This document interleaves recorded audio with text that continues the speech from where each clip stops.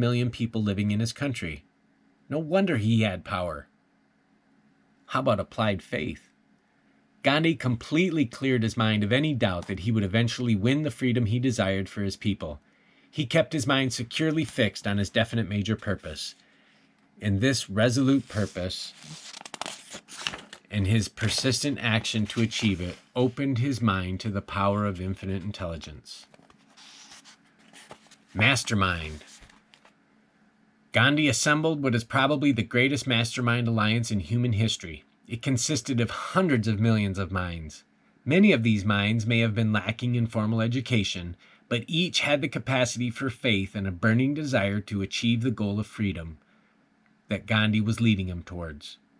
No power in the world could have defeated such a powerful mastermind alliance, except an even larger mastermind. Now, how do you suppose Gandhi managed to keep his mind focused on one definite major purpose all those years? It was self-discipline. He must have had many opportunities to capitalize on his situation or use his power for his personal benefit.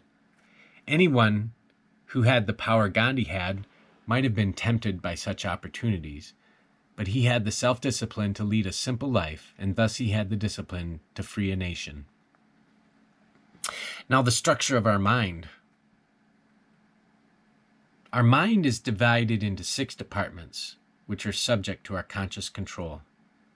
Understanding these departments makes us understand self-discipline. On pages 116 and 117, which is the next 2 pages, we will find 2 charts which diagram the thinking process. Chart 1 shows the 6 departments which we can control. Chart 2 shows the mechanism by which they operate. The 6 departments of our mind are the ego, the emotions, the reason, the imagination, the conscience, and the memory. Let's talk about the ego. The ego is the seat of our willpower. It's the most valuable thing our body possesses. The rest of us is a collection of chemicals which, on the open market, aren't worth the price of dinner in a decent restaurant. We must control and discipline this priceless part of ourselves. It can stand for anything we value, from poverty and ill health to our brightest ambitions. Some egos are weak and lacking in courage. Some are overinflated. Neither kind amounts to anything, but most people struggle with weak ones. Don't let a weak ego hold you back. A prosperous man I knew suffered a defeat in business and ended up driving a taxi cab for a few $100s a week. There's nothing wrong with driving a taxi cab, but it isn't the right kind of employment for someone who is making 6 figures. That man needed to bolster his ego so he could return to success. One woman I know wore a huge diamond ring on her finger.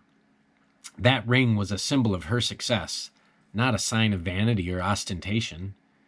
Once she had been poor, but with that ring on her finger, she constantly reminded her ego that her poverty was of the past. She fed her ego with images that strengthened it. That is just what you must do with your ego. It may not require something as visible and expensive as a diamond ring, but it requires sustenance. Always treat your ego as your most precious possession.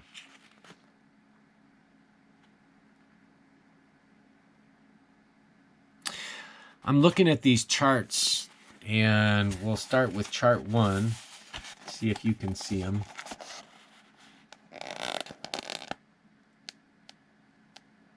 Chart 1, you see the subconscious mind.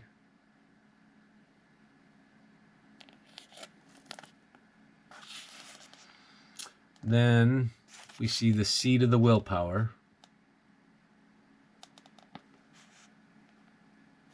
Then we have the faculty of the emotions. So first we have the subconscious mind. Then we have the ego.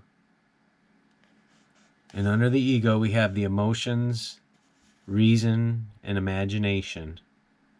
And kind of off to the sides we have our memory and conscience. So that apparently is the flow of the mind. And then the second chart we have is infinite intelligence. Now we talk about this a little bit more in another group, but we'll discuss it here for now. Infinite intelligence subconscious section of the mind.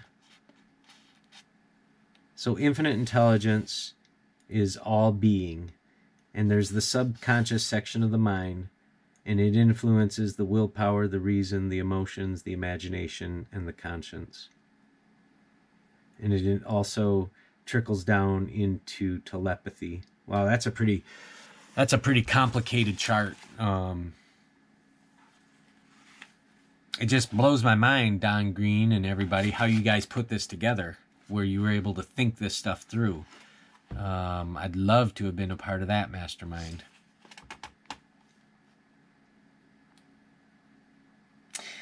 I wonder who did that.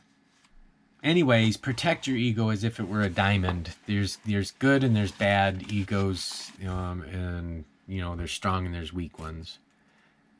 We certainly wouldn't leave a diamond around for anyone to pick up, yet most people leave their egos wide open for anyone to come in and pollute with thoughts of fear and worry.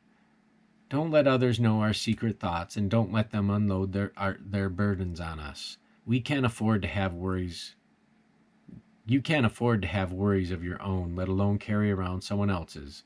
You need a technique to protect your inner self, your ego, from the damaging effects of negative ideas. There are 3 walls to build around your ego. Now, the first one is for people that have no business taking up your time.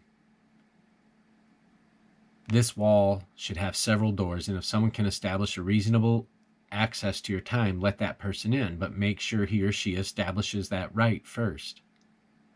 The middle wall is much taller, and it has a single door we must watch closely.